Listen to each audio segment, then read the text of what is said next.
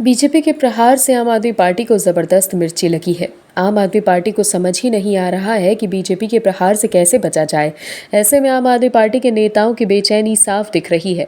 दरअसल कांग्रेस सांसद राहुल गांधी ने देश के सबसे बड़े निर्वाचित पद का अपमान बस उसकी राजनीति चमकाने के लिए कर दिया, जिसके बाद वो घिरते नजर आए। लेकिन कांग्रेस के दिग्गज जानते हैं कि लोकसभा चुनाव के मुहाने पर खड़े देश में इस तरह के बयान कांग्रेस के लिए सेल्फ गोल साबित होगा, जो राहुल गांधी ने फिर किया है। ये कुछ वैसा ही है जैसे 2014 में चाय वाला, 2019 में चौकीदार चोर है और अब 2024 में पहले पनौती वाला ये बयान फिर से भाजपा को फायदा दे जाएगा। लेकिन कांग्रेस के नेता इतने विवश हैं कि स्वामी भक्ति के आगे मजबूर होकर कुछ कह भी नहीं पा रहे हैं। लेकिन विपक्षी एकता के नेता राहुल गांधी को बचाने के लिए निकल पड़े हैं। लेकिन राहुल गांधी ने जो अपनी गलती कर दी है वो खुद ही पीएम मोदी के सर पर सत्ता का ताज रख देगी। कांग्रेस राहुल गांधी के बचाव में उतरी है आम आदमी पार्टी, जिसने 5 राज्यों के चुनाव में कांग्रेस को परेशान कर रखा था। लेकिन अब राहुल के बहाने अपने आप को डिफेंड करती आम आदमी पार्टी ने क्यों कहा और क्या कहा, चलिए आपको बताते हैं। कांग्रेस सांसद राहुल गांधी ने 2 दिन पहले प्रधानमंत्री नरेंद्र मोदी को पनौती बताया था। उसके बाद से बीजेपी कांग्रेस पर हमलावर है। लेकिन ये मामला अब आम आदमी पार्टी और बीजेपी के बीच भी सियासी विवाद का अखाड़ा बन गया है। एक टीवी डिबेट के दौरान आम आदमी पार्टी की राष्ट्रीय प्रवक्ता रीना गुप्ता ने बीजेपी पर इस मामले को लेकर पलटवार किया।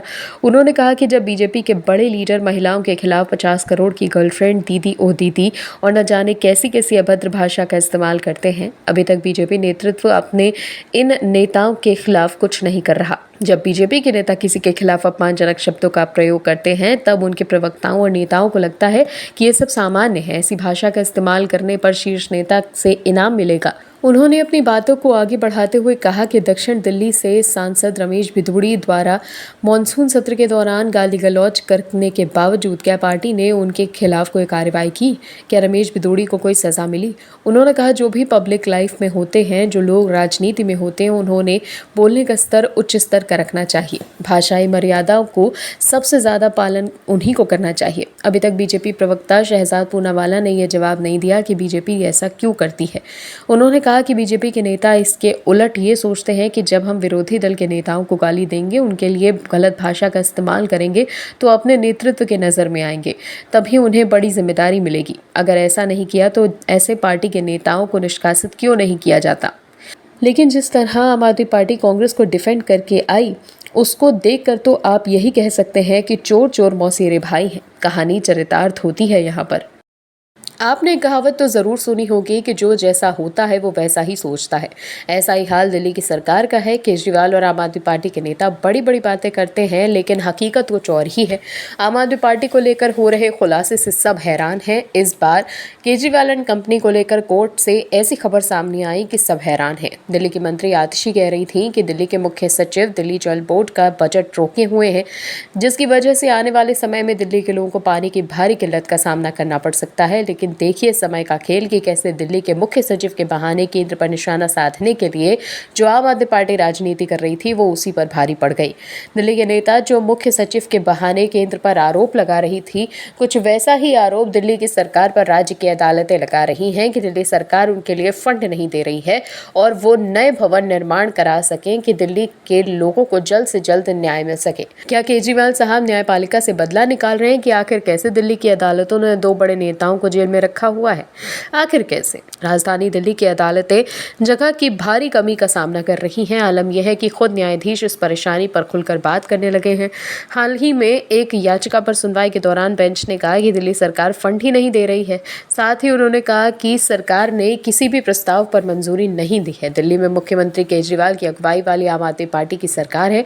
एक्टिंग चीफ जस्टिस मनमोहन और जस्टिस मिनी पुष्करना का कहना है कि अगले साल तक 100 नए मजिस्ट्रेट तैयार हो जाएंगे, लेकिन किसी भी जिला कोर्ट में उन्हें तैनात करने के लिए जगह नहीं है। दरअसल कोर्ट एक याचिका पर सुनवाई कर रहा था जिसमें सबूत रिकॉर्ड करने के लिए स्थानीय आयुक्तों के लिए जगह की मांग की गई थी। बार एंड बेंच की रिपोर्ट के अनुसार एसीजे मनमोहन ने कहा कि अगले साल तक 100 मजिस्ट्रेट तैयार हो जाएंगे और हमारे पास उन्हें लगाने के लिए जगह ही नहीं है। हमारे पास नई अदालतों के लिए जगह या फंड्स ही नहीं है। किसी भी जिला कोर्ट में 1 इंच जगह नहीं है। दिल्ली सरकार न पैसा दे रही है और न ही जगह। हम बहुत कोशिश कर रहे हैं लेकिन वो फंड जारी नहीं कर रहे। उन्होंने कहा प्रोजेक्ट्स अटके हुए हैं। राज्य राज्य की तरफ से कोई रुपया नहीं मिल रहा है। उनका कहना है कि हमारे पास रुपए ही नहीं है, किसी प्रस्ताव को मंजूरी नहीं मिल पा रही है, कोई काम नहीं चल रहा है। हम बहुत कोशिश कर रहे हैं। पटियाला हाउस कोर्ट में कोई जगह नहीं है, राउज एवेन्यू में कोई जगह नहीं है, हालत बहुत गंभीर है। अगर वो हमें फंड्स दे दें तो हम भवन तैयार कर लेंगे। केजरीवाल साहब और उनके नेताओं को दूसरे पर आरोप लगाने से पहले खुद के भीतर झांक भी लेना चाहिए। इंडी गठबंधन लोकसभा चुनाव 2024 से पहले भाजपा को टक्कर देने के लिए बना था। सभी विपक्षी दल एक साथ इसीलिए आए थे कि किसी भी तरह राष्ट्रवादी और देश पहले की सोच रखने वाले पीएम मोदी को सत्ता से बाहर का रास्ता दिखा दिया जाए और किसी भी तरह से परिवारवादी और व्यक्ति विशेष पर केंद्रित राजनीति को वापस लेकर आया जाए। तमाम विपक्षी दलों ने अपने राजनीतिक स्वार्थ से समझौता कर एक मंच पर आकर, लेकिन सत्ता संघर्ष का कीड़ा अभी भी उनके भीतर दिखता है। उसे शांत विपक्षी दल खुद ही नहीं करा पाए। कैसे भी करके सभी विपक्षी दल एकता का ढोंग करने लगे, लेकिन ये ढोंग लगता नहीं है कि ज्यादा दिन तक चल पाएगा, क्योंकि सभी दल राज्य में सत्ता संघर्ष में लगे हुए हैं, जिसके कारण से विपक्षी एकता की पोल खुल गई है। ऐसा ही दिल्ली में भी हो रहा है। आम आदमी पार्टी और कांग्रेस दोनों ही विपक्षी एकता का हिस्सा हैं, लेकिन दोनों ही विपक्षी एकता की कलाई खोलने में लगे हुए हैं। सीएम केजरीवाल सरकार द्वारा दिल्ली नगर निगम कर्मचारियों के न्यूनतम वेतन में वृद्धि के फैसले को लेकर दिल्ली कांग्रेस के नेताओं ने निशाना साधा है। इस मसले पर भारतीय जनता पार्टी के बाद कांग्रेस पार्टी के नेताओं का बयान भी सामने आया। दिल्ली कांग्रेस के अध्यक्ष अरविंदर सिंह लवली ने तंजिया लहजे में कहा कि दिल्ली सरकार द्वारा वेतन बढ़ाने की घोषणा नहीं, कहीं अस्थायी और अनुबंधित कर्मचारियों, आंगनबाड़ी वर्कर्स और गेस्ट टीचरों को नियमित करने के वादे की तरह जुमला साबित न हो। अरविंदर सिंह लवली ने कहा कि दिल्ली के सीएम ने 1 नवंबर को दिल्ली नगर निगम के 5000 सफाई कर्मचारियों का पक्का करने की घोषणा की थी। इस मामले में अभी तक आगे की कोई कार्यवाही नहीं की गई। ये घोषणा भी खोखली साबित हुई, जबकि ये कर्मचारी पिछले 1 दशक से भी पहले के स्थायी नौकरी का इंतजार कर रहे हैं। कांग्रेस नेता लवली ने कहा कि सरकार ने 1 अप्रैल से वेतन में वृद्धि की घोषणा की है। ये कर्मचारियों के हित की बात है, लेकिन इस पर अमल भी होना चाहिए। उन्होंने कहा कि सदन की बैठक के एजेंडे के मुताबिक क्लर्क और सुपरवाइजर कर्मचारियों के न्यूनतम वेतन में भी वृद्धि की जाएगी। गैर मैट्रिक पास कर्मचारियों के लिए न्यूनतम वेतन 18,499 रुपए से बढ़ाकर 18,993 रुपए, मैट्रिक पास लेकिन स्नातक नहीं होने पर 20,375 रुपए से बढ़ाकर 20,902 रुपए और स्नातक और इससे ऊपर के कर्मचारियों के लिए न्यूनतम वेतन 22,744 रुपए किया जाएगा। मतलब इन कर्मचारियों के लिए महंगाई भत्ता क्रमशः 494 रुपए, 586 रुपए और साथ ही 598 रुपए प्रति माह बढ़कर मिलेगा। अहम बात यह है कि सरकार के इस फैसले को सदन में मंजूरी मिलने के बाद ही कर्मचारियों को महंगाई भत्ते की अदायगी हो पाएगी। दिल्ली कांग्रेस नेता जितेंद्र कुमार कोचर ने ये कहा कि दिल्ली सरकार दिल्ली नगर निगम के अकुशल, अर्धकुशल और कुशल श्रमिकों का वेतन वृद्धि करके अपनी पीठ थपथपा रही है, लेकिन मात्र 500 रुपए मासिक की वृद्धि बहुत ही कम है। उन्होंने कहा कि इन कर्मचारियों की कम से कम 10% की वृद्धि होनी चाहिए, क्योंकि महंगाई पर नियंत्रण करने में विफल दिल्ली सरकार को महंगाई का आकलन करके न्यूनतम वेतन में वृद्धि करनी चाहिए। जिस तरह से विपक्षी एकता में जूतम पैजार मची हुई है, उससे देखते हुए ऐसा लग रहा है कि विपक्षी एकता की लाइफ अब कुछ ही दिनों की बची है। इस देश की राजनीति में हमेशा से ही राजनीतिक सिद्धांत बने रहे थे। दलों के आपसी वैचारिक मतभेद थे, लेकिन किसी का किसी से कभी मनभेद नहीं हुआ था। संसद से लेकर सड़क तक नेता आलोचना करने के बाद मित्रवत तरीके से मिलते थे, लेकिन समकालीन राजनीति में ऐसा देखने को बिल्कुल नहीं मिलता, क्योंकि पीएम मोदी के विरोध में विपक्ष इतना अंधा हो चुका है कि अब वो नेता अपनी भाषा भी नहीं देखते। तृणमूल कांग्रेस सुप्रीमो और पश्चिम बंगाल की मुख्यमंत्री ममता बनर्जी को बीजेपी से पंगा लेना भारी पड़ सकता है, क्योंकि बीजेपी ने ममता बनर्जी के खिलाफ जबरदस्त पलटवार किया। दरअसल ममता बनर्जी ने भारतीय जनता पार्टी को चेतावनी देते हुए कहा था कि यदि केंद्रीय एजेंसियां उनकी पार्टी के 4 नेताओं को गिरफ्तार करती हैं तो इसके बदले राज्य की पुलिस 8 बीजेपी नेताओं को गिरफ्तार कर जेल भेजेगी। लेकिन अब बीजेपी ने ममता के नहली पर दहला मारने की तैयारी की है।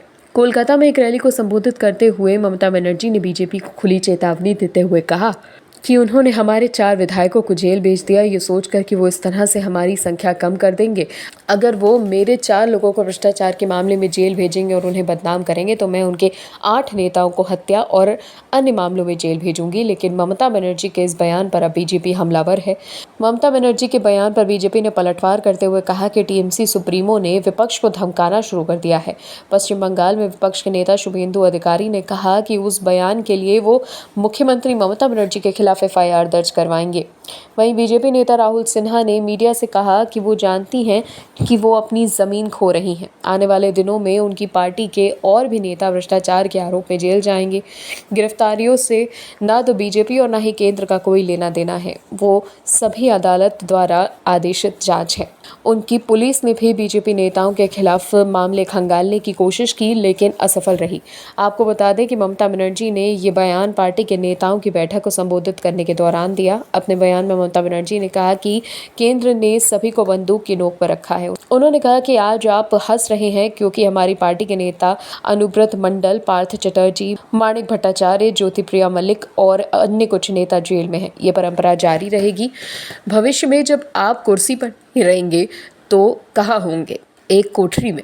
आपको बता दें कि विभिन्न कथित घोटालों में प्रवर्तन निदेशालय (ईडी) और केंद्रीय जांच एजेंसियों द्वारा गिरफ्तार किए जाने के बाद कम से कम 5 हाई प्रोफाइल टीएमसी नेता अब न्यायिक हिरासत में हैं। इनमें से 4 विधायक भी शामिल हैं, जिनमें से 2 राज्य के मंत्री रह चुके हैं। Bureau report OMH news. और भी वीडियोस देखने के लिए चैनल को सब्सक्राइब करें और बेल आइकन को दबाएं।